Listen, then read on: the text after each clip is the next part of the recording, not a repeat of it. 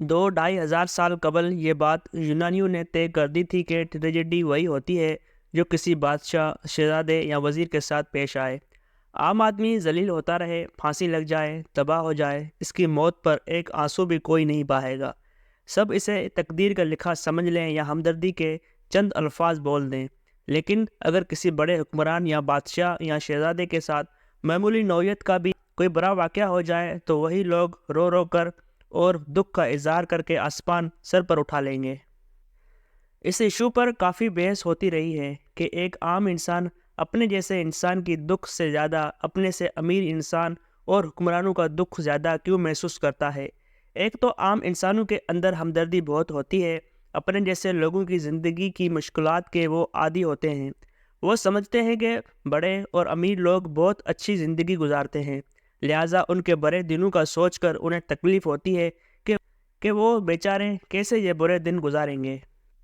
دوسرے، ان کے ذہن میں ہوتا ہے کہ ایسے بڑے بڑے لوگوں کے ساتھ بھی اگر کچھ برا ہو سکتا ہے تو وہ کس کھیت کی مولی ہیں۔ وہ خود کو غیر محفوظ سمجھتے ہیں، لہٰذا جہاں ان کے لیے دل میں ہمدردی کی لہریں اٹھتی ہیں وہیں وہ اندر سے ڈر بھی جاتے ہیں۔ کسی بڑے آدمی کا زوال انہیں خوف زدہ کر دیتا ہے۔ اس انسانی نفسیات کا فائدہ ہمیشہ ان بڑے لوگوں نے اٹھایا ہے جو ان عام لوگوں پر حکمرانی کرتے ہیں۔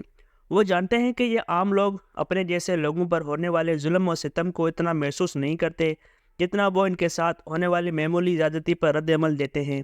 یہی وجہ ہے کہ میاں نواز شریف، آصف زرداری، عمران خان سبھی اس انسانی نفسیات کا فائدہ اٹھاتے چلے آئے ہیں۔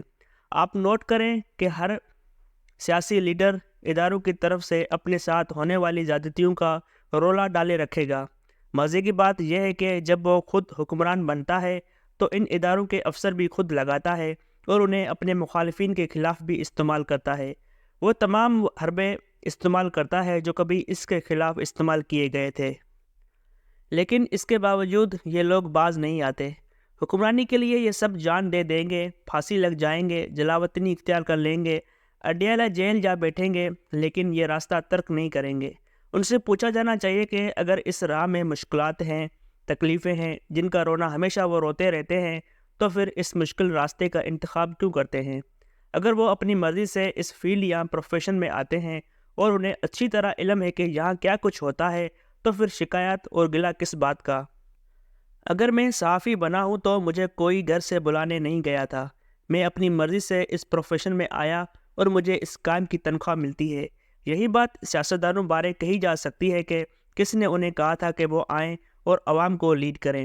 انہیں دوسروں پر حکمرانی کا شوق سیاست میں لے آتا ہے۔ وہ کہتے ہیں کہ وہ عوام کی خدمت کا جذبہ لے کر میدان میں اترے ہیں۔ جب پیپلز پارٹی کی قیادت جنیوا کے بینکوں میں مبینہ طور پر $60 ملین کی منی لانڈرنگ کر رہی تھی تو وہ عوام کی بھلائی کر رہی تھی۔ نواز شریف کے بچوں نے دنیا کے 5 بڑے اعظموں میں مبینہ جائیدادیں عوام کا بھلا سوچ کر بنائیں۔ شہباز شریف اور ان کے صاحبزادے پر 16 ارب روپے کی منی لانڈرنگ کا الزام ہے۔ کیا یہ سب عوامی مفاد میں ہو رہا تھا؟ مولانا فضل الرحمان کی پارٹی کے لوگ MMA کی حکومت میں مبینہ طور پر زمینیں الاٹ کرا رہے تھے تو کیا یہ عوامی مفاد میں تھا؟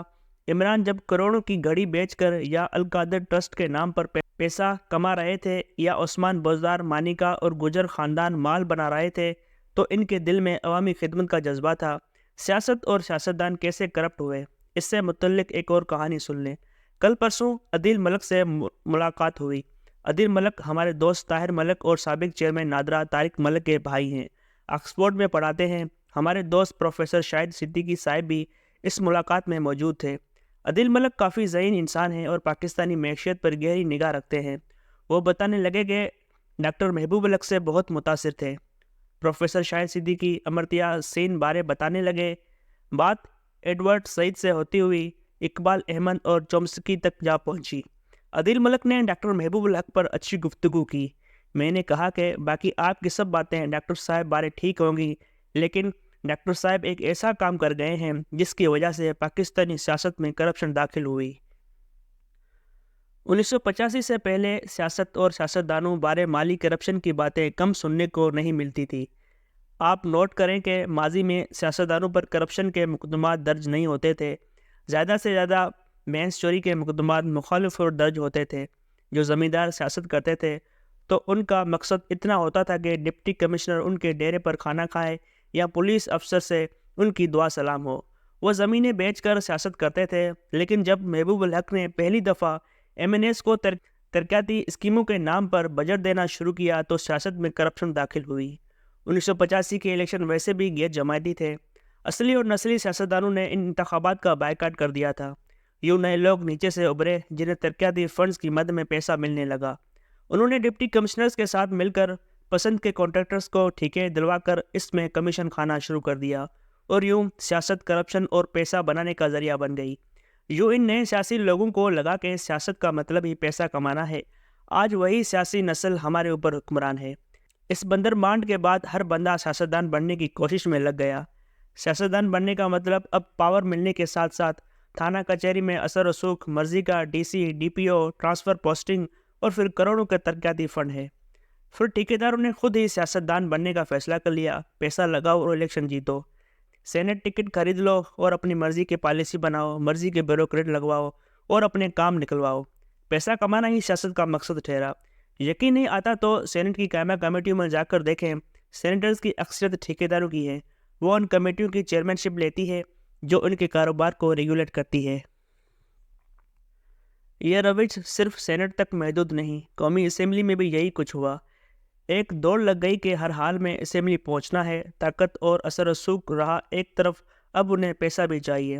چند کروڑ لگا کر اربوں کماؤ، پکڑے جاؤ تو سیاسی انتقام کا نعرہ مارو، مقدمہ درج ہو تو کہہ دو کہ حکومت سیاسی انتقام لے رہی ہے، گرفتار ہو جاؤ تو مہنگا وکیل کر لو۔ صحافیوں سے دوستیاں اور تعلقات بھی کام آتے ہیں، جو ایسے کسی صورت میں دن رات آپ کو مظلوم ثابت کرتے رہتے ہیں۔